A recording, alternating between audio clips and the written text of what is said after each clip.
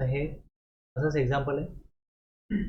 Janhvi Cinemas entered into an annual maintenance contract with Air Services Limited for 1 year.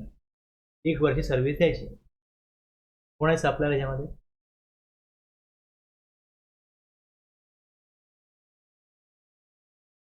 Air services limited आणि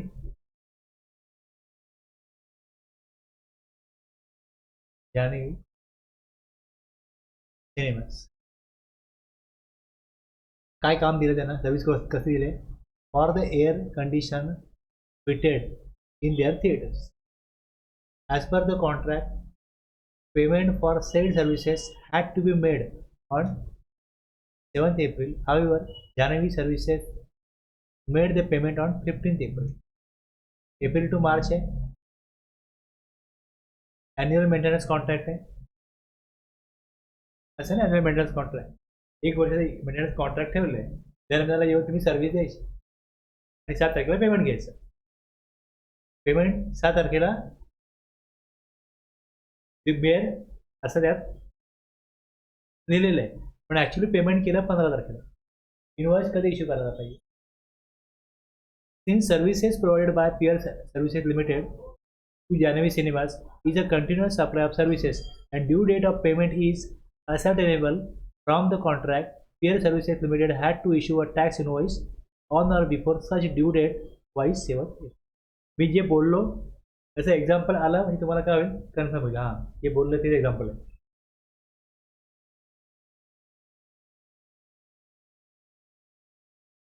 गुड्समध्ये काय होतं? Successive statement of accounts किंवा successive payment are involved. The invoice shall be issued before or at the time each such statement किंवा payment receive. दोन आहेत ना conditions. सर्व्हिसला 3 आहेत. Wear एक बघा, डेट, पेमेंटची डेट आहे का फिक्स ॲग्रीमेंटमध्ये, किंवा payment not ascertainable as per the contract, किंवा payment link to the completion of event. हे 3 बघा. त्याप्रमाणे ॲग्रीमेंटमध्ये काय दिलं आहे? On or before the due date of payment, payment जर डेट फिक्स केली तर पेमेंटची डेट फिक्स नाही तर मग सप्लायर जेव्हा पेमेंट रिसिव्ह करेल तेव्हा इन्व्हॉइस इश्यू करा त्याच्या अगोदर. आणि जर इव्हेंटची लिंक आहे, payment is link to the completion of event on or before the date of completion of the event. मध्येला मांडलं लक्षात ठेवायला बरं पडतं. आता हे तसंच आहे, जसं आता बघितलं आपण तसंच आहे. MBM caretakers registered person providing the services of repair आणि maintenance of electrical appliances on April 1. It has entered into an annual maintenance contract with P for its air conditioner and washing machine. As per the terms of contract, maintenance services will be provided on the first day of each quarter of the relevant financial year, and payment for the same will also be due on the date on which service is rendered. During the year, it's provided the services on April 1, July 1, October 1, January 1 in accordance with the terms of contract. When should MBM caretakers issue the invoice for the service rendered? Agreement काय? ज्या दिवशी service issue करतील त्या दिवशी payment द्यायचं. Heavy service 1 ला दिली जाईल, 11 ला दिली जाईल, 5 ला दिली जाईल, 7 ला दिली जाईल. जेव्हा तुम्ही सर्व्हिस द्याल तेव्हा तुम्हाला आम्ही पेमेंट देणं लागतो. बरोबर आहे? असं आहे ना. आता हे तुम्ही वाचलं की ॲक्च्युली काय ट्रान्झॅक्शन्स, तर मग तुम्हाला बघायला लागेल की इनवॉइसची याला कुठली प्रोविजन लागू होईल का. जर तुम्ही म्हणता continuous supply of service means त्याप्रमाणे हे आहे का ते बघा. Supply of any service which is provided or agree to be provided continuously or on recurrent basis under a contract or a period extending 3 months आहे with the periodic payment obligations आहे. Yes, याप्रमाणे ही continuous service. Therefore, the given situation in case of continuous supply of service as a repair and maintenance service have been provided by MBM caretakers on a quarterly basis under a contract for a period of 1 year with the obligations for quarterly payment in terms of section 31. Detail मध्ये याचा answer दिलेला आहे. तुम्ही जेव्हा विचार कराल तेव्हा तुमचा जो थिंकिंग प्रोसेस आहे ती या प्रकारे झाली पाहिजे की कुठल्या गरजेप्रमाणे हा सप्लाय नॉर्मल आहे का कंटिन्युअस आहे, सप्लाय गुड्स आहे, सप्लाय सर्व्हिस आहे. In case of continuous supply of service, where due date of payment is ascertainable from the contract, invoice shall be issued on or before the due date of payment. Therefore, in the given case, MBM caretaker should issue quarterly invoices on or before April 1, July 1, October 1 and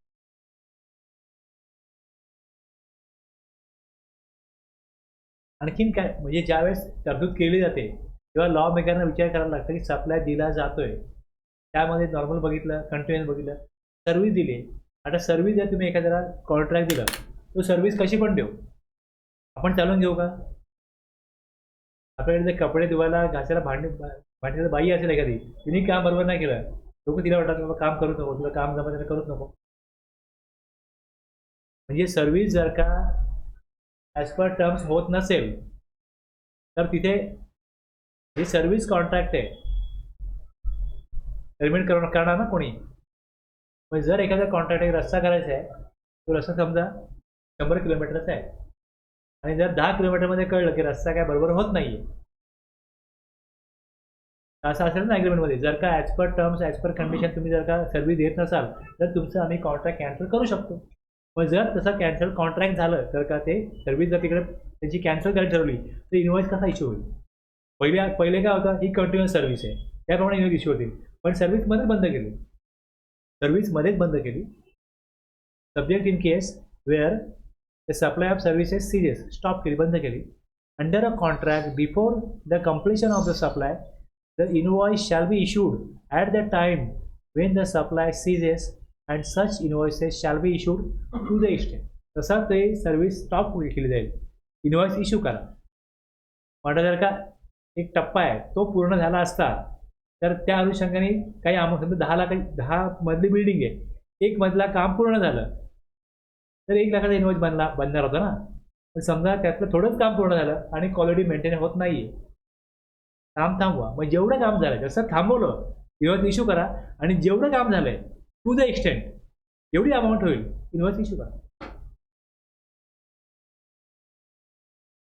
समजलं?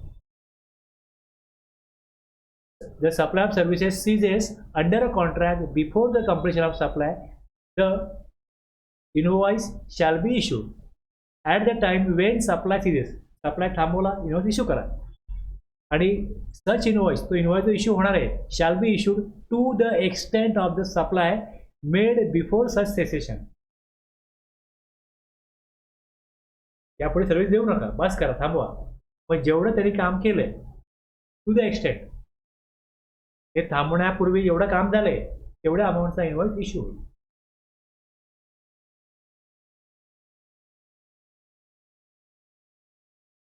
Invoice shall be issued at a time when supply ceases and such invoice shall be issued to the extent of the supply made before such cessation. चा अर्थ असा.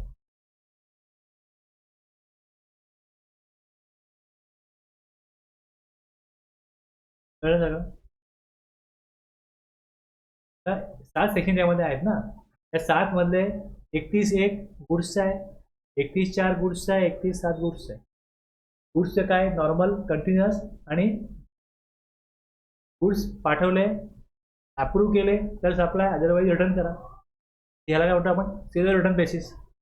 आणि सर्व्हिसमध्ये normal continuous आणि सर्व्हिसमध्ये थांबवली, agreement cancel केलं, ही एक केस आहे. 3 केस गुड्स आला, 3 केस सर्व्हिस आला. आता स्पेशल केसेस 31(3) मध्ये त्यांनी जसं बनवलं तसं बनवलंय. आपण काय म्हणत असतो पहिले कंप्लीट करायचे 31(7) तिथे घेतलं बरं झालं असतं, त्यांनी नाही घेतलं. जसं घेतलं तसं घेतलंय, त्याप्रमाणे 31(3) काय केलं, स्पेशल केसेस दिला. आपल्याला समजून घ्यायला सोपं पडलं म्हणून मी पहिले 31(1), 31(4), 31(7) अशा प्रकारे मांडलं, ते घेतलं. आणि 31(2), 31(5) आणि 31(7) सर्व्हिस घेतलं. 31(3) मध्ये राहिलं आपलं. 31 मध्ये clause A B C D E F G आहे. रिवाइज इनवॉइस 31(3) ए मध्ये. रिवाइज इनवॉइस केव्हा बनवला जातो?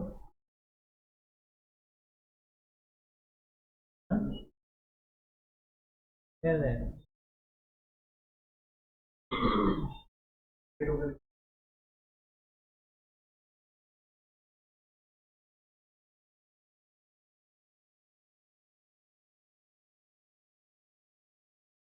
हां, बरोबर बरोबर.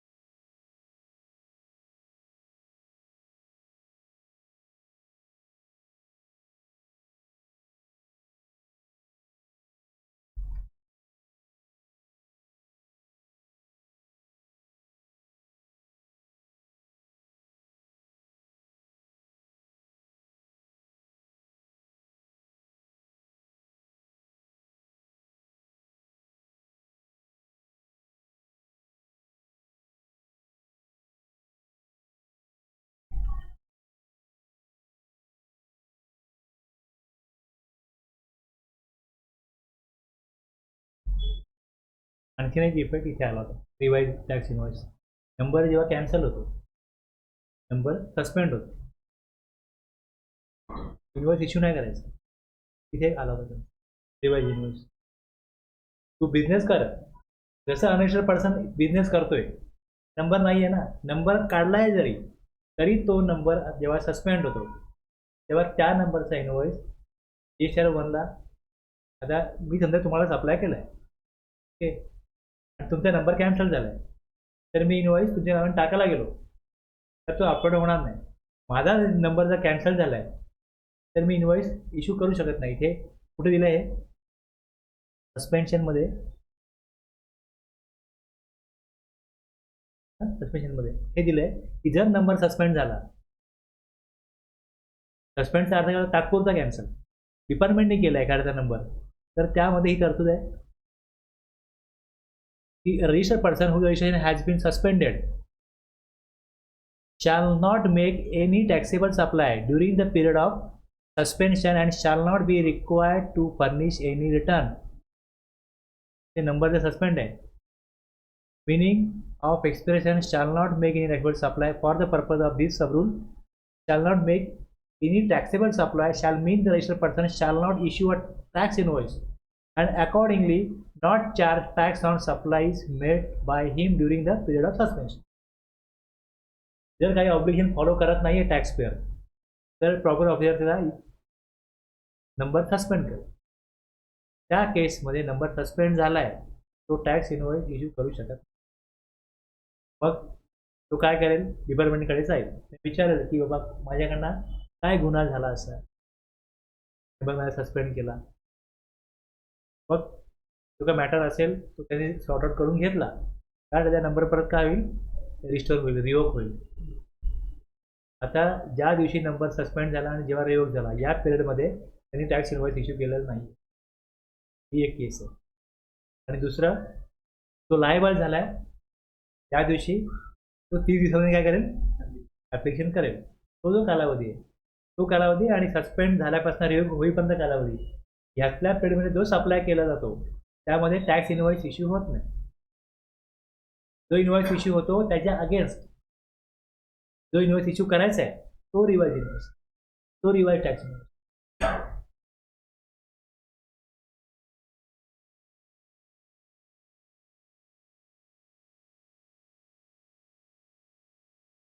Okay, may not issue tax invoice with some condition. जसं एखाद्या स्टेशनरी दुकान आहे, एखादी शाळा आहे, शाळेजवळ आहे, मध्ये सुट्टी झाली, मुलं येऊन काय करतात, काय पेन पाहिजे, पेन्सिल पाहिजे, रबर पाहिजे घेतात ना. अशा वेळेस छोटी अमाऊंट आहे तर त्याचा टॅक्स इनवॉइस इमिजिएटली बनवायची गरज नाही. सम कंडिशन आहे, जी अमाऊंट 200 रुपयापर्यंत असेल, 200 रुपयापर्यंत, आणि द रिसिपियंट अनरजिस्टर असेल आणि तो इनवॉइस नाव येत नसेल तर इनवॉइस इश्यू करायची गरज नाही. दिवसाच्या एंडला दिवस संपत असताना एवढा सप्लाय झाला असा 200 रुपयाच्या आतमध्ये त्याचं एकत्रित बिल बनवलं जाऊ शकतं. कळलं? बिल ऑफ सप्लाय जर टॅक्स सप्लाय झाला तर टॅक्स इनवॉइस बनतो. जर एकदम सप्लाय झाला किंवा कंपोजिशन डीलर आहे तो टॅक्स कलेक्ट करत नाही, तो बिल ऑफ सप्लाय इश्यू करतो. आणि त्यात पण 200 रुपयापर्यंत असेल तर एकत्रित बिल ऑफ सप्लाय होऊ शकतो. त्यात पण बिल ॲडव्हान्स घेतला तर ॲडव्हान्स रिसीट डॉक्युमेंट बनेल रिसीट वाउचर. जर ॲडव्हान्स घेतला आणि जर ॲग्रीमेंट कॅन्सल झालं सप्लाय नाही केला तर रिफंड वाउचर. एक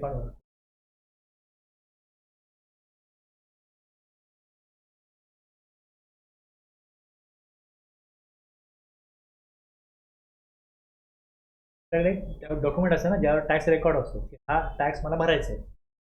परचेज केलंय तर एवढा ITC या डॉक्युमेंट आलेला आहे तेवढा माझा ITC क्लेम. पण जर रिव्हर्स चार्जमध्ये टॅक्स भरला रिव्हर्स चार्जमध्ये सप्लायर जो आहे तो अनरजिस्टर आहे आणि मी रिसिपियंट आहे टॅक्स मला द्यायचा आहे तर त्यासाठी दिलं इकडे की issue of invoice registered person liable to pay tax on RCM किंवा issue a payment voucher by registered person liable to pay tax under RCM. एक तर मी एक्सपेन्स रेकॉर्ड करीन किंवा पेमेंट करीन सप्लायरला तर ते जे पेमेंट आहे त्याचं पेमेंट वाउचर डॉक्युमेंट इश्यू करा. त्याचा रेकॉर्ड असेल की याला पेमेंट केलं त्याच्यावरती एक 10,000चं पेमेंट आहे याच्यावर 500 रुपये मला टॅक्स द्यायचा आहे हे पेमेंट वाउचर. किंवा मी परचेस केलं एंट्री करीन इश्यू ऑफ इनवॉइस RCM याच्यावरती टॅक्स रिसिपियंटला द्यायचा आहे. म्हणजे पेमेंट करताना किंवा परचेस करताना रजिस्टर्ड पर्सन स्वतःकडे स्वतःच्या टॅक्स पेमेंट करता एंट्री करतो रेकॉर्ड करतो की हे डॉक्युमेंट आहे या डेटला ह्या सप्लायने घेतला होता यावरती इतक्या टॅक्स मला देणं आहे. त्याला म्हणतात सेल्फ इनवॉइस. स्वतःच्या टॅक्स पेमेंट करता सर्वात इनवॉइस बनवायचं आणि सप्लायरचा रजिस्टर आहे ना तर एक GT आहे तो रजिस्टर असेल आणि त्याचा इनवॉइस जर 5% रिव्हर्स चार्जमध्ये आहे तर डॉक्युमेंट मिळेल की हा त्यात तो लिहून देईल की रिसिपियंटची जबाबदारी आहे. पण एखादी इन्शुरन्स कंपनी आहे त्याचा एजंट आहे ते इन्शुरन्स कंपनी त्याला जसं पेमेंट करेल ते इन्शुरन्स कंपनी रेकॉर्ड करेल हे पेमेंट या व्यक्तीला दिलं याच्यावर टॅक्स द्यायचा आहे तर हे पेमेंट वाउचर किंवा तो सेल्फ इनवॉइस त्याच्यावरती कळेल की हां हे पेमेंट केलं याच्यावरती RCMवर टॅक्स द्यायचं आहे. कळलं? या स्पेशल केसेस आहेत.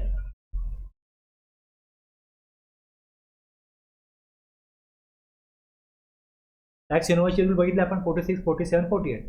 Bill of supply rule 49. Receipt voucher 50. आता invoice cum bill of supply बरोबर कळलं हे आले. Refund payment voucher revise tax invoice invoice in special cases delivery चलन रूल 50. आणि आता बघितलं सेल्फ इनवॉइस एवढे केसेस आहेत.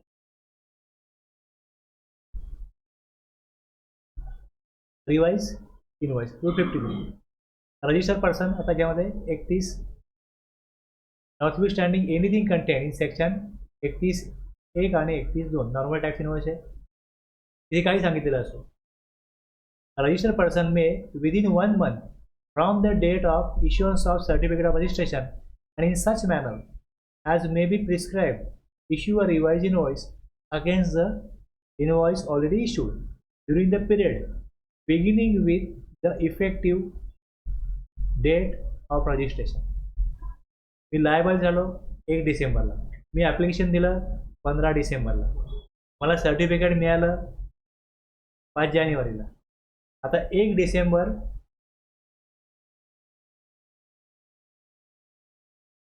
लायबल झालो 25 डिसेंबरला ॲप्लिकेशन केलं आणि 5 जानेवारीला इश्यू ऑफ रेसिडेंट सर्टिफिकेट आलं ज्यावर इफेक्टिव्ह डेट काय येईल 1 डिसेंबर येईल. मग 1 डिसेंबर ते 5 जानेवारी माझ्याकडे GST नंबरच नव्हता म्हणजे मी टॅक्स इनवॉइस इश्यू करायला म्हटला त्यावर माझा नंबर असला पाहिजे 46 काय म्हणतो की टॅक्स इनवॉइसवरती सप्लायर रेट नंबर पाहिजे. तो नंबर तेव्हा आला नव्हता ना 1 डिसेंबरला. नंबर कधी आला 5 जानेवारीला. मग आता 1 डिसेंबर ते 5 जानेवारी हा जो कालावधी आहे, रजिस्टर्ड पर्सन में विदिन 1 मंथ, एका महिन्यामध्ये. आता मला ॲडमिट मिळाला 5 जानेवारीला, तर हा जो कालावधी आहे या कालावधीमध्ये जेवढे मी सप्लाय केले त्यावरती माझा कच्चा इनवॉइस आपण म्हणतो तो इश्यू केला असेल ना, त्या कच्च्या इनवॉइसच्या अगेन्स्ट 1 महिन्यामध्ये रिवाइज इनवॉइस इश्यू करा. म्हणजे 35 दिवसामध्ये मी जो सप्लाय केला असेल 35-36 दिवसामध्ये, त्यामध्ये मी टॅक्स कलेक्ट केला नसेल, पण जो सप्लाय केलाय त्यावरती टॅक्स मी घेणं लागतो ना रेसिपियंटकडनं, तो रिवाइज इनवॉइस.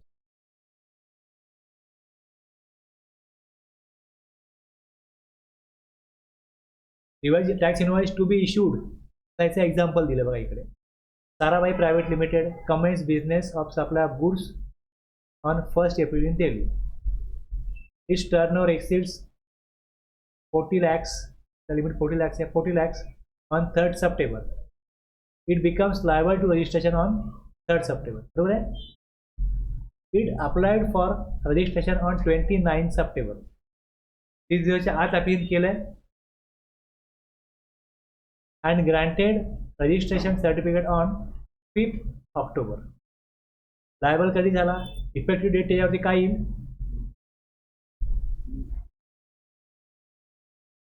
3rd September. आणि डेट ऑफ इश्युअन्स ऑफ सर्टिफिकेट काय 5 ऑक्टोबर. त्यांनी ॲप्लिकेशन केलं कधी, समोर इथे 29 सप्टेंबर. इथे 3rd सप्टेंबर इफेक्टिव्ह डेट आहे. 2 सर्टिफिकेट मिळालं 5 ऑक्टोबर. यात त्यांनी जो सप्लाय केला असेल त्याच्या अगेन्स्ट त्याला revise invoice. Since it applied for registration within 30 days of becoming liable to registration, it was granted registration with effect from 3rd September. Sarabhai Private Limited may issue revised tax invoice in respect of taxable supplies effected between 3rd September and 5th October. या कालावधीमध्ये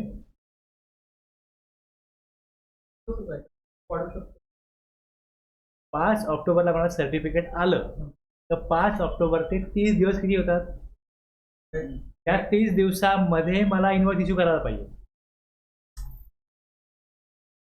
हे बघा effective date काय आहे 3 September आहे. आणि आता ह्यात इनवॉइस इश्यू करायचे आहेत ना. जर 30 दिवसामध्ये जरी ॲप्लिकेशन केलं असेल तर रिवाइज इनवॉइस इश्यू करेल. दुसरी केस काय, तो 30 दिवसामध्ये जागाच झाला नाही, त्याने 30 दिवसानंतर ॲप्लिकेशन केलं. तुम्ही हे विचारताय का, समजा 29 सप्टेंबरला केलं तर अप्रूव्ह व्हायला किती वेळ लागो. पहिल्यांदा त्याने ॲप्लिकेशन केलं, त्याकडनं क्लिअरिफिकेशन मागवलं, मग त्याने ते क्लिअरिफिकेशन दिलं, मग ते अप्रूव्ह झालं. पुढे काय सुट्ट्या आल्या, आणखीन वेळ वाढला, वर्किंग डे जातात ना, सपोज त्याला 20 दिवस लागले असते. टोटल कालावधी इफेक्टिव्ह डेटपासून सर्टिफिकेट इश्यू होण्यापर्यंतचा जर 50 दिवस आहे तर 50 दिवसामध्ये त्यांनी डोस अप्लाय केला, त्यांनी ॲप्लिकेशन केलं की नाही 30 दिवसामध्ये हे महत्त्वाचं आहे. तो लायबल झाला आणि त्याने 30 दिवसामध्ये ॲप्लिकेशन केलं. इथे हे जे 30 दिवस आहेत तिथे वर्किंग डेज म्हटलेलं नाही आहे. लायबल झाल्यापासून 30 दिवसामध्ये ॲप्लिकेशन करायचं. त्यांनी अगदी 19 दिवशी ॲप्लिकेशन केलं, झालं ॲप्लिकेशन, आणि मग पुढे आणखीन 20 दिवस गेले तर मे बी 49-50 दिवस जे गेले त्यात तो आपला सप्लाय तर करत राहील ना. मग त्या इफेक्टिव्ह डेट काय येईल जेव्हा लायबल झाला. सर्टिफिकेट कधी मिळालं ती डेट, या 2 डेटमध्ये जो सप्लाय केला आहे त्याच्या अगेन्स्ट त्याला टॅक्स कलेक्ट करण्याकरता टॅक्स इनवॉइस इश्यू करायला पाहिजे ना. तो ह्या पहिल्या वेळेचा जो इनवॉइस आहे तो रिवाइज इनवॉइस होईल. मग नेक्स्ट टाइम तो पुढे या नंबर आला का टॅक्स इनवॉइस इश्यू करेल. हां, अशाला तुम्हाला हेच विचारलं ना, त्याला दुसऱ्या बाजूला विचारलं की कोण असं खरं सांगेल का की आम्ही लायबल झालो आहे, या नंबर त्यात हे दाखवणार की आम्ही व्हॉलंटरीली घेतो नंबर, व्हॉलंटरीली दाखवा आणि घ्या.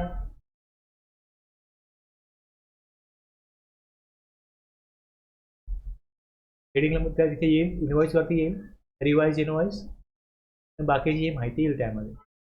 तर काय काय असायला पाहिजे हे दिलेलं.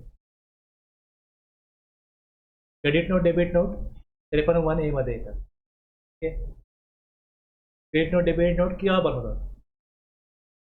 Section 34. The credit note or debit note referred to in section 34 shall contain the following particulars. ते आपण घेऊ तेव्हा हे परत मी सांगेन. ठीक आहे. आता हा रिवाइज जो टॅक्स इनवॉइस आहे हा रिसिपियंट जर का अनरजिस्टर्ड असेल, ठीक आहे, तर असा एकत्रितपणे सप्लाय 1, सप्लाय 2, सप्लाय 3, सप्लाय 4 असेल तर कन्सोलिडेटेड रिवाइज इनवॉइस बनवला जाऊ शकतो.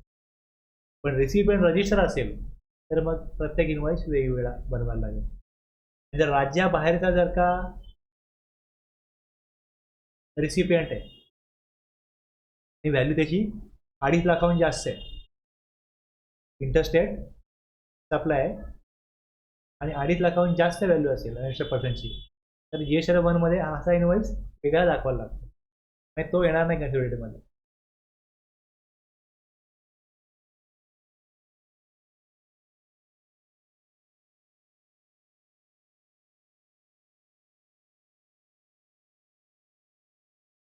ही 200 रुपयाची प्रोव्हिजन आहे.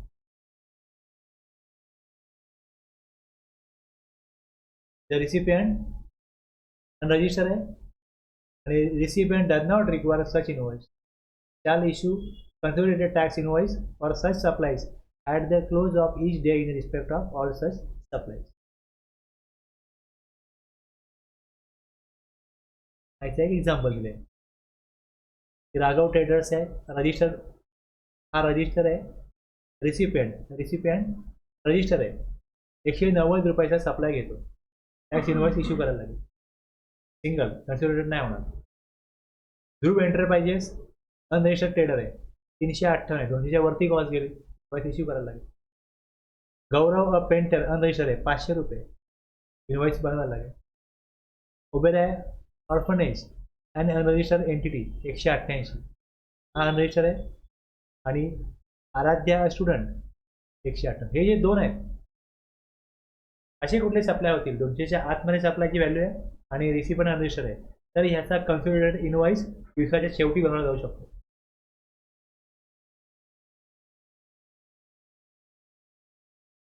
Shall issue a consolidated tax invoice for such supplies at the close of each day in respect of all such supplies. Maximum time तो असतो. Suppose तुम्ही बोला की 10 ते 12 4 तास झाले, 12 वाजता बनवा सगळे इनवॉइस, म्हणून याला प्रॉब्लेम नाही. तो दिवस जो असेल जेव्हा एखाद्या म्हणून आला इरेजर पाहिजे, लिहून ठेवाल ना, इरेजर दिलेला आहे किती रुपये, 5 रुपये, 10 रुपये, असं आहे ना. म्हणजे एक काहीतरी रजिस्टर किंवा काहीतरी पेपर मेंटेन करायला लागेल ना, छोट्या छोट्या अमाऊंट ज्या सप्लाय कुठला झालेला आहे आणि मग सगळ्यांचा मिळून एकत्र इनवॉइस बनवायचं आहे. ही एक सोय करून दिली की दिवस जेव्हा क्लोज होईल, दुकान जेव्हा बंद करायची वेळ येईल त्याच्या अगोदर इनवॉइस बनवा, असा एक सोय करून दिली. जर त्यांनी प्रत्येक इनवॉइस बनवलाच तर गव्हर्नमेंटला काही प्रॉब्लेम नाही आहे, पण ईज ऑफ डुईंग बिझनेस त्याला करता यावा म्हणून ही दिलेली प्रोव्हिजन आहे. लक्षात ना. आता एखाद्या व्यक्ती समजा 10 ते 4 एक व्यक्ती काम करतो, तो 4ला निघून जाईल, 10 का बोलेल तुझ्या जाण्या अगोदर एवढा सप्लाय झाला आहे, तुझ्या घेऊन ठेवला आहे, इनवॉइस बनवून जा. 4ला दुसरा व्यक्ती येईल, तो असे 10-11पर्यंत काम करेल, तो जेव्हा आपलं काम संपवेल ते तो आपला इनवॉइस बनवेल.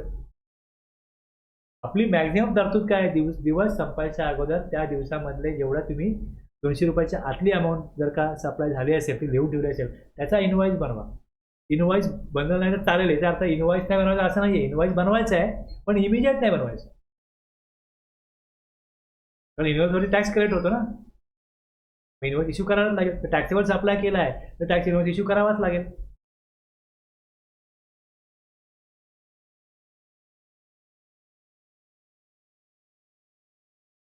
एक्झाम्पल दिलंय, जे छोटी गोष्ट आहे जी सांगितली गेली आहे, तुम्ही परत ती वाचायला जाल तर तुम्हाला ते रिकॉल व्हावं म्हणून एक्झाम्पल त्यात सगळं दिलेलं आहे आणि त्याचं एक्सप्लेनेशन खाली दिले परत या केसमध्ये असं होईल.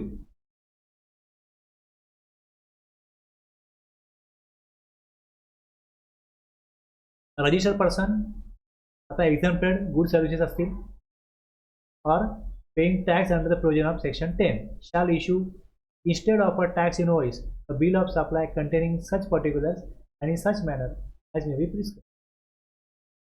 याला पण 200 रुपयाचा ऑप्शन दिलेला आहे. आता एक्झाम सप्लाय कशाला म्हणतात? Exam supply means supply of any goods services of both which attract nil rate of tax act or which may be wholly exempt from tax under section 11 किंवा section 6. CGST मधला section 11, IGST मधला section 6 and includes non-taxable supply.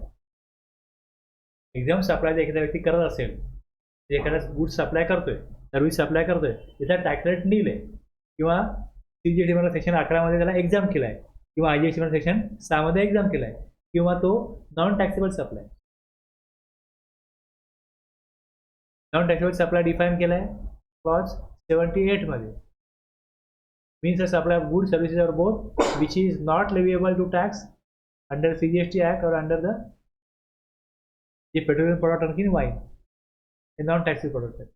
हे सगळं exam सप्लायमध्ये येतात. आणि exempt supply जेव्हा केला जाईल तेव्हा काय इश्यू करायचं आहे? Bill of supply. आणि बिल ऑफ सप्लायचा फॉर्मॅट दिलाय, त्यामध्ये ह्या गोष्टी आल्या पाहिजे, त्यात कंटेंट पाहिजे.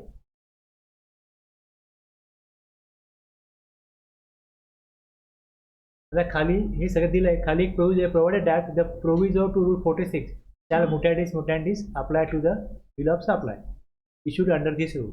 Provided further that any tax invoice or any other similar document issued under any other act for the time being in force in respect of any non-taxable supply shall be treated as a bill of supply for the purpose of this act. Petrol pump आहे तिकडे मी invoice जो काय त्याला दिला जातो तोच bill of supply म्हणून समजला जाईल. वाईन शॉपवाले जे बिल देत असतील तो नॉन टॅक्सेबल सप्लाय, तर ते डॉक्युमेंट या कायद्यामध्ये बिल ऑफ सप्लाय समजलं जाईल.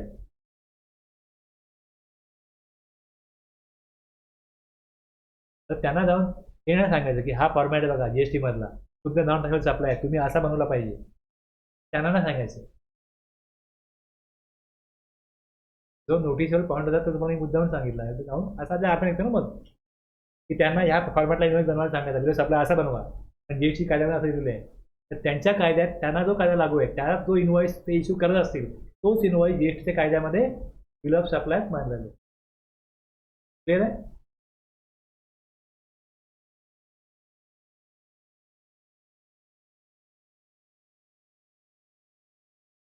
सप्लाइंग एक्झाम्प्टेड गुड्स अगोदर कंपोजिशन लेवी जी होती त्याचं एक नोटिफिकेशन आहे. या नोटिफिकेशननी सर्व्हिसेस ज्या आहेत त्या आणल्या होत्या, नंतर तो अमेंडमेंट करून त्यामध्ये सर्व्हिसची प्रोव्हिजन त्यामध्ये आली, सेक्शन 10(2)A मध्ये आली. ह्या सगळ्या केसमध्ये टॅक्स इनवॉइस येत नाही, बिल ऑफ सप्लाय येत.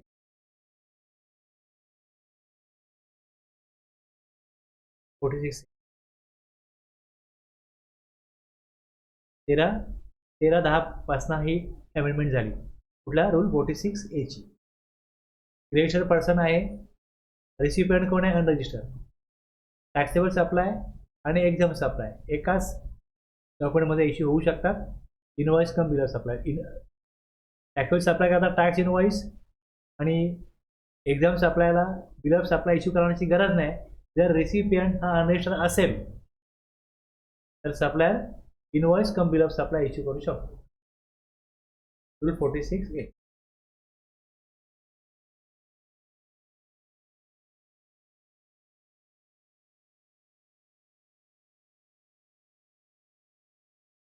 ॲडव्हान्स पेमेंट सर्व्हिस प्रोडक्ट जर का गुड्सचा सप्लाय होतो, ॲडव्हान्स घेतला तर जीएसटी येत.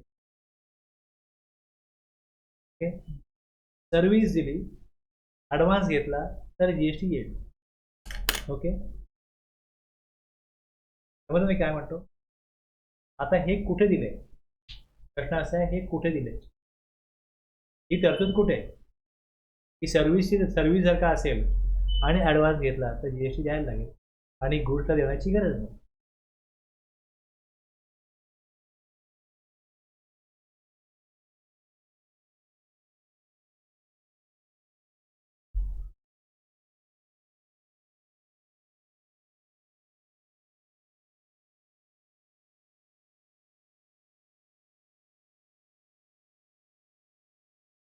लक्षात घेतला जात नाही असा हा सेक्शन आहे time of supply. Time of supply section 12 गुडसाठी आहे, सेक्शन 13 सर्व्हिसेससाठी. घ्या आता ॲडव्हान्सचा कन्सेप्ट आला म्हणून सांगतो तुम्हाला की ॲडव्हान्सवरती टॅक्स आहे की नाही आहे. जसं सप्लाय केला तुम्हाला कळलं बिफोर किंवा टाइम ऑफ सप्लाय असेल, गुड्सची केस आहे इन्व्हॉइस इश्यू करायसाठी तर 30 दिवसानंतर इन्व्हॉइस इश्यू केला चालतो. बँके आणि इतर कोणाला 45 दिवस आहे. तसं ॲडव्हान्सवरती टॅक्स द्यायला पाहिजे. हे आपण आतापर्यंत कुठेच बघितलं नाही ना, ते कुठे लिहिलं आहे ॲडव्हान्सवर टॅक्स द्यायला पाहिजे. तर time of supply of goods आहे. या टाइम ऑफ सप्लाय ऑफ गुड्समध्ये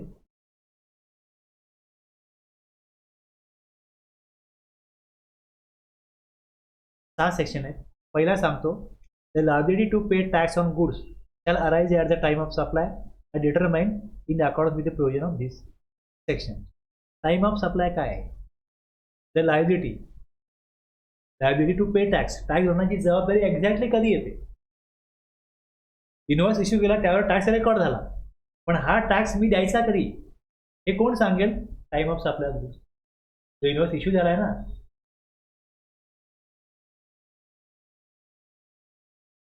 इथे बघा the time of supply of goods, the time of supply of goods shall be earlier of the following dates. The date of issue of invoice by the supplier or the last date on which he is required under section 31. Invoice before तुम्ही issue करू शकता, last कधी issue करायचं आहे? अरे time of supply होते गुड्सचा invoice issue केला पाहिजे ना. To issue the tax invoice हे एक. बरोबर. दुसरं काय होतं? The date on which the supplier receive the payment with respect to the supply earliest of the following. म्हणजे जर पुढचं सप्लाय व्हायचं आहे आणि त्याच्या अगेन्स्ट ॲडव्हान्स घेत आहे तर त्या ॲडव्हान्सवरती जेव्हा ॲडव्हान्स घेऊ तेव्हा GST देणं लागतं. लायबिलिटी येणार तेव्हा आहे ना असं. पण गुड्सचे सप्लायर होते त्यांनी सांगितलं की ॲडव्हान्सवरती आम्ही वॅटमध्ये टॅक्स देत नव्हतो, सेल टॅक्समध्ये ॲडव्हान्सवर टॅक्स देत नव्हतो, तुम्ही GSTमध्ये का आम्हाला ॲडव्हान्सवर टॅक्स द्यायला लागतं? ते गुड्सचे सप्लायर आहेत, मॅन्युफॅक्चरर आहेत, ते 2%, 3%, 4%, 5% वरती बिझनेस करतात. तर ॲडव्हान्स थोडा घेतला लगेच तुम्ही सांगा की त्याच्यावरती तर 8% GST द्या लगेच, हे पॉसिबल नाही. हे प्रॅक्टिकली त्यांच्याकरता इज ऑफ डुईंग बिझनेसच्या विरुद्ध जात होतं. तरतूद तर केली लॉ मेकरनी, पण बिझनेस इंडस्ट्रीने याच्यावरती ऑब्जेक्शन घेतलं की ही तरतूद काय बरोबर नाही.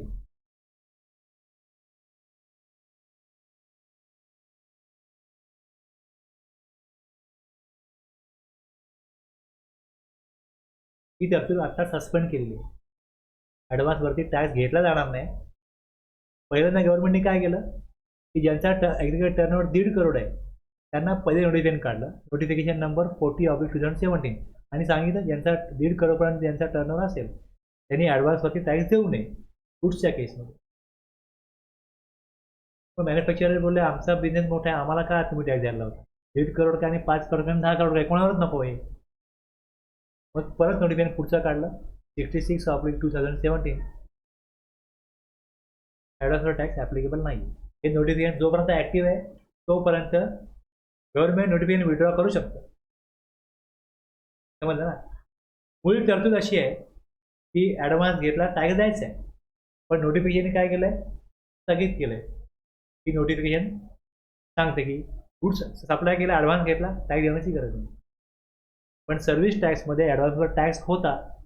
सर्व्हिस प्रोव्हायडरला ॲडव्हान्स घेतल्यावरती टॅक्स भरण्याची सवय होती, त्यांना काही प्रॉब्लेम नाही होता.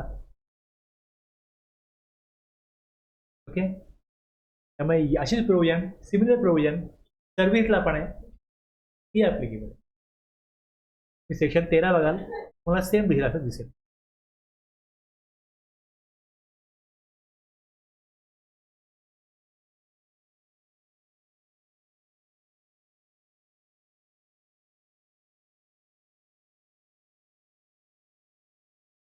Time of supply of service shall be the earlier of the following date.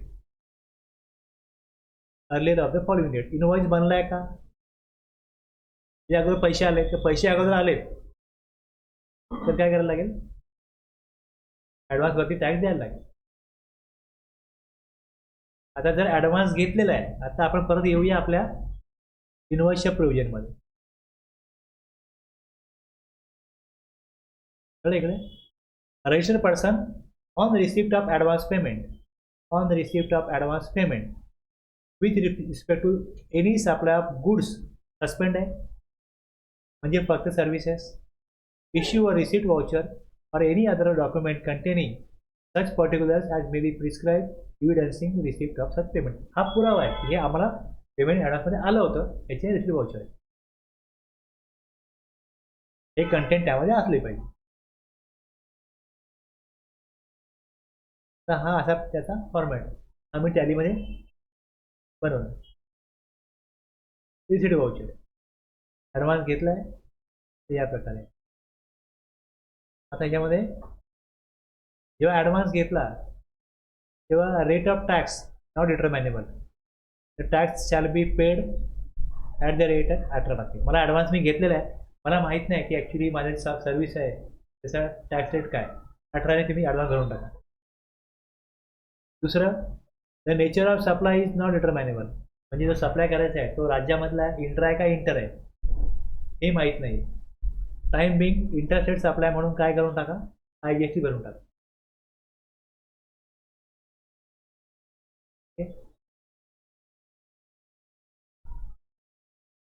Advance receipt, payment घेतलं, आर्किटेक्ट सर्व्हिस आहे, पेमेंट घेतलेलं आहे, 20,000चा टॅक्सेबल व्हॅल्यू येईल त्याची, बाकी त्याची आहे ते. आता ॲडव्हान्स रिसिप्ट बनवली, टॅक्स जमा केला सप्लायरनी, रिसिपियंटला त्याचे इनपुटचा क्रेडिट मिळेल का,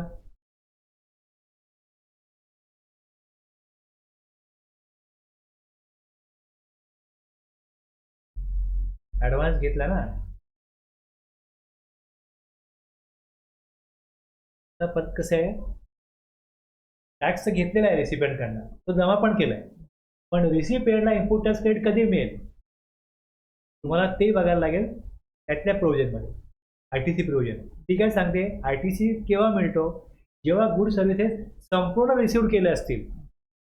ॲडव्हान्स दिला, टॅक्स दिला म्हणून ITC नाही घेता येणार, त्याच्या against actual good service receive झालेले पाहिजेत संपूर्णपणे. इव्हन गुड्स लॉटमध्ये जरी घेतले तरी पण लास्ट लॉट जेव्हा येतो त्याच महिन्यामध्ये ITCचा क्लेम केला पाहिजे, असं आहे. आलं लक्षात, ॲडव्हान्स तर जमा केलेला आहे, पण ॲडव्हान्स जमा केला आहे तो 2H जात नाही, 2Bच जात नाही ॲडव्हान्सची अमाऊंट. इनवॉइस जेव्हा बनतो ना तेव्हा इनवॉइसची अमाऊंट जी असते ही 2Bच जाते. हे मी तुम्हाला सांगण्याचा उद्देश काय, मला GSR1 दाखवायचं, तर तिथला ॲडव्हान्सचा कॉलम तुम्हाला कळावा म्हणून मी हा ITCचा विषय घेतला, मला दाखवतो परत, लक्षात घ्या. आता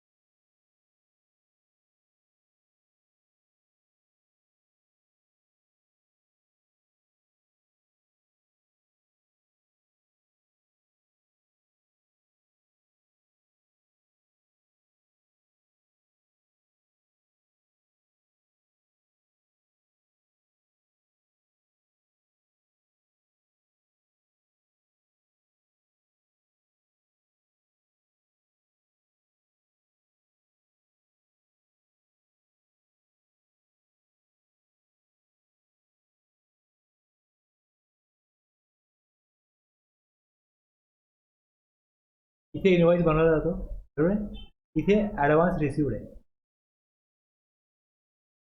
आता समजा मी एक तुम्हाला सर्व्हिस देणार आहे, आपली ॲग्रेड व्हॅल्यू 5 लाख आहे, बोला आता तुम्ही 1 लाख द्या, बाकी जेव्हा माझं काम पूर्ण होईल तेव्हा बाकीचे 4 लाख द्या.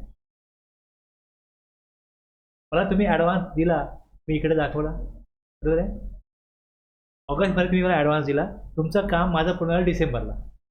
आता मी रिटर्न फाईल करतोय डिसेंबरला, मी दाखवीन ना इनवॉइस. आता सर्व्हिस कंप्लीट झाली, मी इनवॉइस इश्यू करतोय, 30 दिवस मॅक्झिमम पिरियड आहे, त्याच्या आत मी इश्यू करू शकतो. मी इकडे इनवॉइस दाखवीन 1 लाखाचा ॲडव्हान्स घेतलाय, पण सर्व्हिसची कॉस्ट काय, सर्व्हिसचा ॲग्रीमेंट व्हॅल्यू काय 5 लाख आहे ना. इनवॉइस का 4 लाखाचा येणार नाही, इनवॉइस हा 5 लाखाचाच येईल. अगोदर मी 1 लाखावरती भरला ना टॅक्स. आता इथे खाली आहे ॲडजस्टमेंट ऑफ ॲडव्हान्स. ॲडव्हान्स जो अगोदर ज्याच्यावर टॅक्स देऊन झालाय 1 लाख मी इथे घ्या. म्हणजे हे इथे 5 लाख इनवॉइस येतील, ही व्हॅल्यू मायनस होईल आणि मला ॲक्च्युली देणं 4 लाखाचं आहे हे इथे रिपोर्ट होईल.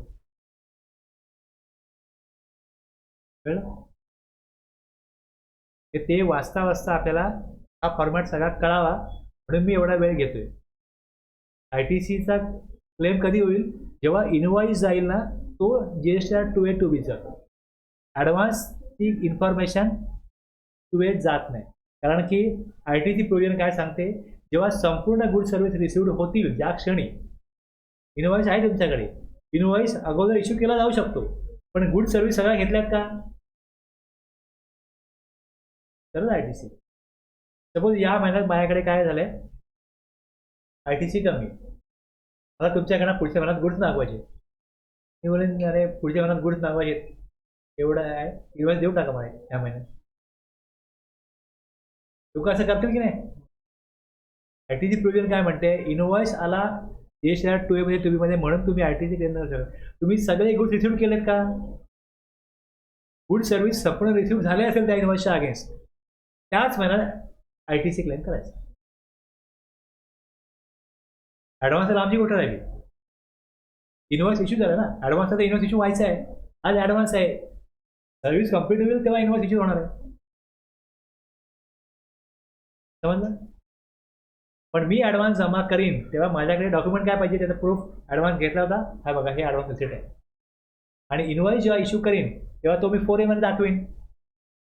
आणि 5 लाखावर टॅक्स नाही भरायचा आहे, 4 लाखावर भरायचा आहे. म्हणून इथे ॲडजस्टमेंट ऑफ ॲडव्हान्स, की अगोदर यातल्या 5 लाखाच्या मधला 1 लाखाचा ॲडव्हान्समध्ये टॅक्स दिलेला आहे, तो ॲडजस्ट करतोय 4 लाखावर टॅक्स देणं आहे आता लायबिलिटी. पण रिसिपेंटच्या 2A मध्ये 2B मध्ये 5 लाखाचा इनवॉइस गेला पाहिजे, म्हणून इनवॉइसचं 5 लाखाचा जाईल.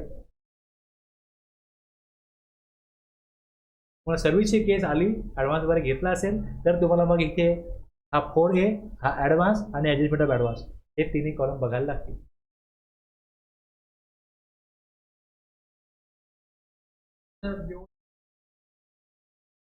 दिसणारच ना, दिसणारच ना, दिसायलाच पाहिजे ना.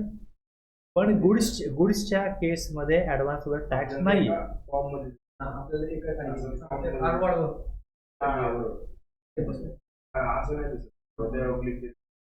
कंटेंट तुम्हाला दिसणारच आहेत, कारण तुम्ही ह्याच्या बेसिसवरच पुढचं काम करणार ना.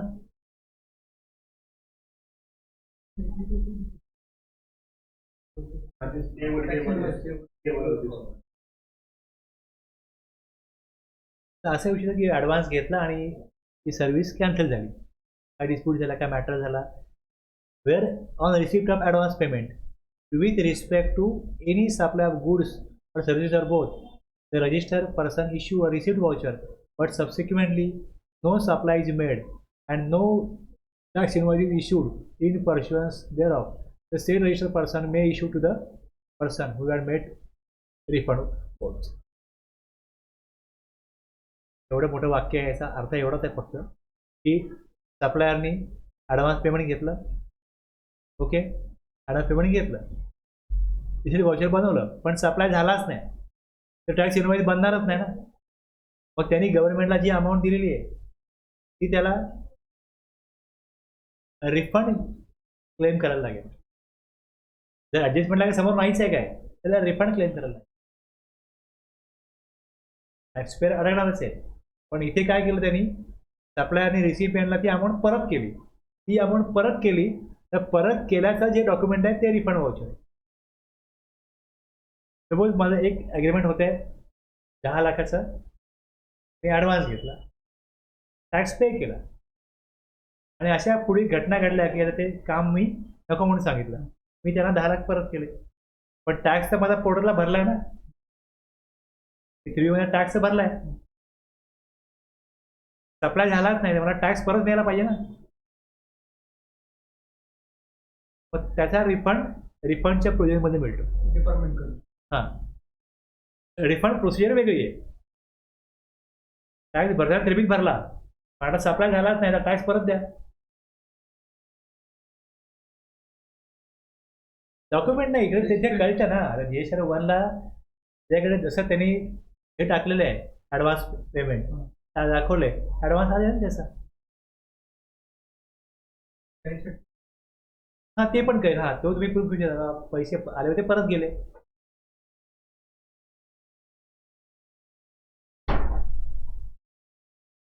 तसं तर थोड्या वेळ लिंक अशी येत राहते. मग तेव्हा ती प्रोजेक्ट बघू तेव्हा डिटेलमध्ये बघू. परत तेव्हा मी तुम्हाला इथे आठवण करून देईन. आता आपण ते बघितलं सस्पेन्शन, तेव्हा रिवाइज टॅक्स इनवॉइस आला होता. मी तेव्हा काय बोललो होतो की ज्या वेळेस मी रिवाइज टॅक्स इनवॉइस सांगेन तेव्हा हे सांगेन. तेव्हा तुमच्याकडनं फारसं ऐकलं जात नाही, पण मला लक्षात ठेवायला लागते हे परत तेव्हा सांगायचं फार यांनी ऐकलं नसेल. परत मला मागे यायला लागते, दाखवायला लागते की बा असं हे तेव्हा असं होतं. आता तुम्ही सस्पेन्शन सिरियसली घ्याल. हां, हे आता कळलं तर लिंक झालं. तुम्हाला आत्ता जास्त क्लिअर झालं, तेव्हा एवढं क्लिअर झालं नसेल. तसं रिफंडचं मी आता तुम्हाला बोलून ठेवतोय की इथे समजा कसं होतं की अमाऊंट मला ॲडजस्ट करायची आहे, पण ॲडजस्ट करायला समोर लायबिलिटीज नाही आहे ना. जर लायबिलिटी असेल तर लायबिलिटी ॲडजस्ट होते. गव्हर्नमेंटकडनं पैसे परत घ्यायचे आहेत, जर द्यायचे आहेत देण्यामधनं आपण परत घेणं कापू शकतो ना. पण एखाद्याकडे काय देणंच नाही आता, नवीन कॉन्ट्रॅक्टच नाही आहे आणि जुनं कॉन्ट्रॅक्ट कॅन्सल झालं आहे. अगोदर टॅक्स भरला होता, आता परत कसा घेणार? ते टॅक्स परत येत नाही. मग परत टॅक्स घ्यायचा आहे तर मग रिफंडची तरतूद आहे ती बघायला लागेल आणि त्यातली प्रोसिजर करायला लागेल. हे रिफंड वाउचर वेगळं आहे. हे रिफंड वाउचर काय येस इश्यू करायचं आहे की तुमच्याकडनं पैसे घेतले ॲडव्हान्स वाउचर, मी सप्लायर आहे, आपलं ॲग्रीमेंट कॅन्सल झालं रिफंड वाउचर. तुमच्या अकाउंटला दोन्ही येतील, ॲडव्हान्स घेतल्याचं पण आणि रिफंड केल्याचं पण. माझ्या अकाउंटला पण दोन्ही येतील की तुम्हाला पहिले ॲडव्हान्स घेतला काय इश्यू केलं ॲडव्हान्स रिसिप्ट, पैसे परत केले काय इश्यू केलं तर रिफंड वाउचर. हे अशा प्रकारे डॉक्युमेंटिंग पहिले घेतला होता, हेडिंग होतं ॲडव्हान्स, तर हे परत केलं रिफंड वाउचर. हे आता शेवटचं काय RCMचं. ओके, 9(3) मध्ये किंवा 9(4) मध्ये टॅक्स भरायचा आहे. कोणाला भरायचा टॅक्स? रिसिपियंटला. Issue an invoice in respect of goods or services or both received by him from the supplier who is not a registered. जर रजिस्टर्ड सप्लायरकडून गुड्स घेतले सर्व्हिस घेतले त्यावर टॅक्स कोणाला भरायचा आहे? तर रिसिपियंटला. तर रिसिपियंटच्या रेकॉर्डला एक काही डॉक्युमेंटरी प्रूफ पाहिजे की हा सप्लाय घेतला होता आणि ह्याच्या अगेन्स्ट टॅक्स पे केला होता on the date of receipt of good. त्या डेटला हे डॉक्युमेंट बनेल. किंवा पेमेंट वाउचर, एक ते किंवा दुसरा ऑप्शन पेमेंट वाउचर. हे बघा हे सेल्फ इनवॉइस आहे. आता हा इनवॉइस आहे, खाली इथे आलं amount of subject to reverse charge, म्हणजे इथे ट्रान्सपोर्टेशन चार्जेस रेकॉर्ड केले. सप्लायर रजिस्टर नाही आहे त्यामुळे इकडे CGST AGST इथे काय रेकॉर्ड होणार नाही. फॉरवर्ड चार्ज असता तर कळलं असतं ना, इकडे आपण सप्लायरला टॅक्स दिलाय पण मीच टॅक्स देणार रेसिपियंट. तर इथे मग खाली रेकॉर्ड दिसतं की इथे ही अमाऊंट आहे 2.5%, 1250, 2.5% AGST 1250, एकूण 2,500 पे करायचे. ओके, ज्या महिन्यात ते पैसे दिले ती एक्सपेन्सची एंट्री केली त्याच महिन्यात हा रिव्हर्स चार्ज आला, त्याच महिन्यात 3B मध्ये हा रिव्हर्स चार्ज भरला की नाही भरलाय हे येणार. एकतर हे किंवा दुसरं त्याचा पेमेंट वाउचर पाहिजे. पेमेंट वाउचर हे पेमेंट दिला ही अशीच माहिती सगळी येईल. पेमेंट दिलं कोणाला दिलं की ह्या व्यक्तीला दिलं QE रोड लाईन्सला, त्याच्या अगेन्स्ट त्याला एवढी अमाऊंट पे केली आणि असा GST देणं आहे पेमेंट वाउचर. त्याचाही फॉर्मॅट सगळा असाच असतो.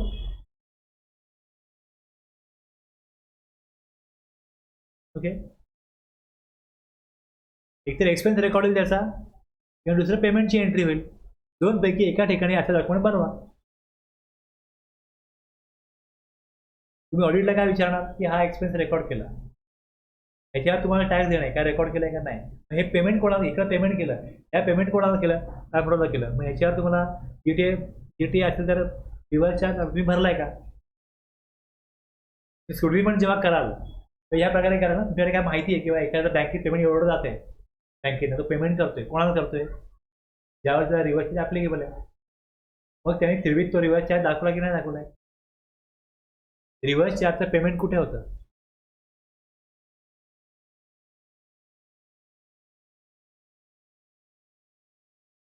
इथे परचेस आहे ना, इथे काय येणार नाही. हे शेअर 1 ला काय येणार नाही रिव्हर्स चार्जचं पेमेंटचं.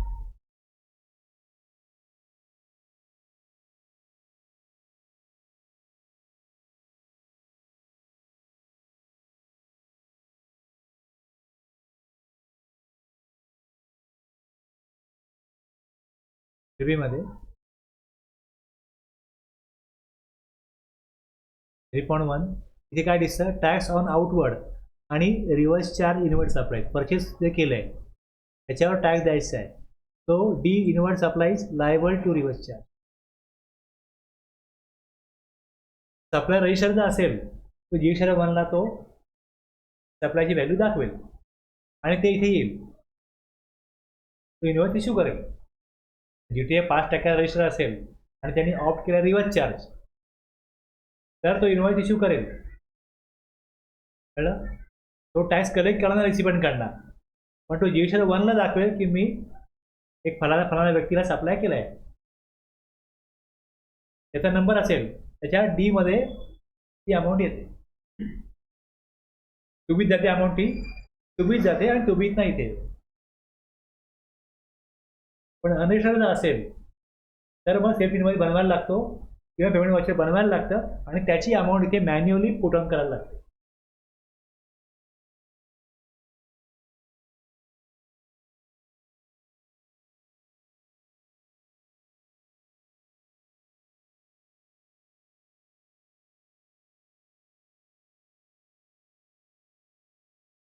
आता पोर्टरकडनं एकदम सप्लाय घेतो, मग दाखवतो.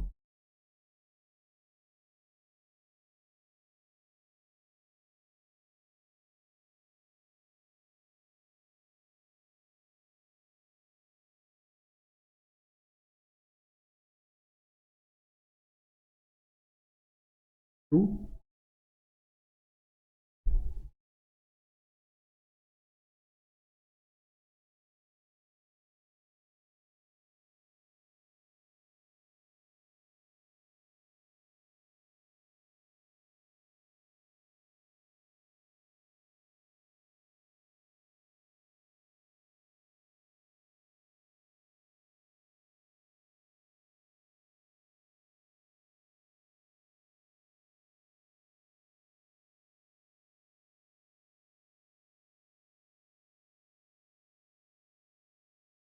आहे काय दाखवतो? सिस्टम कम्प्युटेड दाखवतो ना, ही amount system computed. Your amount 192.28 दिसते. जर सप्लायर रजिस्टर असेल तर तो जीएसटी 1 फाईल करेल आणि जर सप्लायर माझा अनरजिस्टर असेल तर मला इथे अमाऊंट, इथे बघा सिस्टम कम्प्युटेड 691 सप्लायरने टाकले. बाकीची अमाऊंट मी अनरजिस्टरकडनं सप्लाय घेतला होता, ती माझी मला टाईप करायला. मग त्या केसमध्ये सेल्फ इन्व्हॉइस बनवला पाहिजे. एवढं सगळं ॲक्च्युली टॅक्स पेअर सगळे पाळत नाही. ज्यांचा टर्नर मोठा आहे, ज्यांच्या ट्रान्सपोर्टची अमाऊंट खूप मोठी आहे, इथे काय छोटी अमाऊंट आहे 7,000 वगैरे, पण ज्यांचं करोडोमध्ये बिझनेस आहे, ज्यांच्या लाखामध्ये असं ट्रान्सपोर्टचं बिल बनतं, त्यांच्याकरता हे सगळं करणं गरजेचं आहे. मग तुम्ही छोट्या टॅक्सला काय सांगणार? टॅक्स सगळं हे दाखवा, सेल्फ इन्व्हॉइस दाखवा, तर बोलत काय त्याच्याकडे नाही होत मेंटेन. सप्लायर अनरजिस्टर आहे, त्याला पोर्टलला पेमेंट करतात, त्या पोर्टलचा इन्व्हॉइस बोलत कुठे आहे तो तर ठेवा मेंटेन, तो पण त्याच्याकडे नसतो. त्यांच्या अकाउंटला सांगितलं रे हे सगळं तुला मेंटेन करायचं आहे, एवढं छोटी अमाऊंट आहे, पण आमची गाडी कधी नसते, मग ती गाडी मागवायला लागते, मग कुठे तो इन्व्हॉइस ठेवायचा, कुठे आलाच नाही तर जागेवरच नाही, असं होतं बरं थोडं. सफिशियंट मॅनपॉवर कोणाकडेच नसते, त्यामुळे ते एक व्यक्ती मल्टिपल टास्किंग करतो ना, त्याच्यामध्ये अशा गोष्टी मिसप्लेस होतात. कळलं ना तुम्हाला कन्सेप्ट?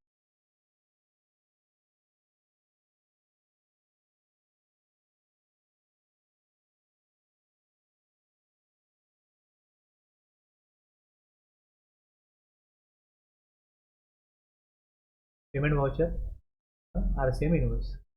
तर हे सगळं जे बघितलं आपण तेच खाली परत या प्रकारे मांडलेले, परत समरी त्याची दिलेली आहे, ते चार्ट पण दिले. आता जर तुम्ही ते वाचलं परत हे ॲक्च्युअलमध्ये काय दिले डिटेलमध्ये थोडंसं तुम्ही कम्पेअर केलं, रिवाईज करायला तुम्हाला अशा चार्टमुळे काय होतं, बोरिंग नाही होत. तुम्ही बघायला जाल, थोडा वेळ तुम्ही दिलात. आता तुम्ही जे ऑडिट करणार आहात हेच डॉक्युमेंट आहेत, ह्या बेसिसवर तुम्हाला ऑडिट करायचं आहे. हे डॉक्युमेंट तुमचे क्लिअर झाले पाहिजे.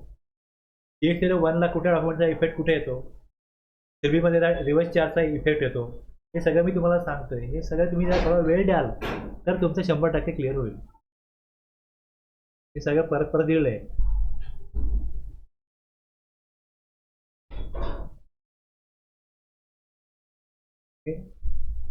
एक्झाम्पल सगळं दिलेलं आहे, असं परत समराईज केलं आहे. असं reverse charge, self invoice, payment voucher, rule 54 आहे, रूल 55 आहे,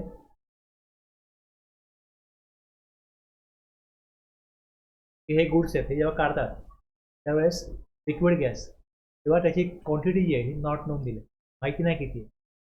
transportation of goods job work आहे, transportation of goods reason other than by way of supply. एक्झिबिशनला गुड्स पाठवले, एक्झिबिशन कम सेलला, तर ह्या केसमध्ये सप्लाय डिटरमाइंड झालेला नाही, सप्लाय आत्ता नाही आहे, सप्लाय होईल तेव्हा होईल. आता गुड्स ट्रान्सपोर्ट करायचे आहेत ना, तेव्हा डिलिव्हरी चलन इश्यू केलं जातो. डिलिव्हरी चलन हा रूल 55 मध्ये डिलिव्हरी चलन येईल, त्या पण 3 कॉपीज येतील. आता हा डिलिव्हरी चलनाचा जो इफेक्ट आहे, ही प्रोव्हिजन आहे, तुम्ही याचा इफेक्ट GSR 1 ला बघाल. GSR 1 ला दाखवतो.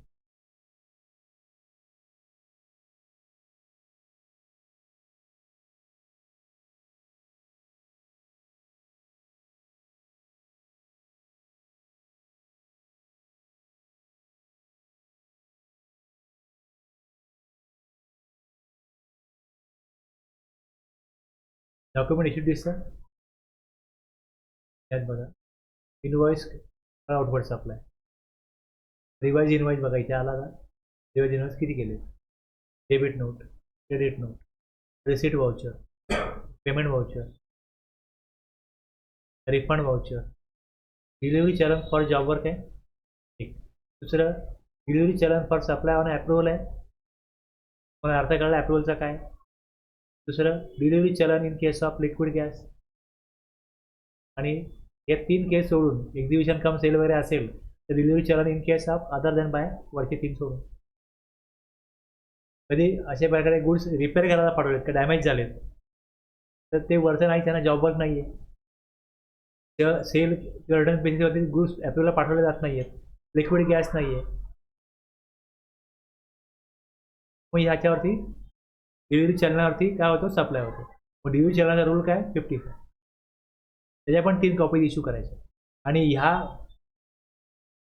ठिकाणी हे सगळे इनोव्हाइस जे डॉक्युमेंट सगळे बनवले आहेत त्याची माहिती document issue during the tax period हे इकडे टाकणं अपेक्षित आहे या फॉर्मॅटप्रमाणे. तुम्ही बघा कोणाचा GSR1 कोण टाकत नाही. तेवढं प्रॉपर अकाउंटिंग जर होत असेल तर तिकडे हे सगळं मेंटेन होतं सिस्टीममध्ये. आणि हे सगळं इकडे एक GSR एक्सपोर्ट केली, इकडे इम्पोर्ट केली, हे सगळं येतं. पण तेवढं परफेक्ट अकाउंटिंग, वेळेच अकाउंटिंग जो करत असेल तोही करू शकतो. कळलं? थांबूया.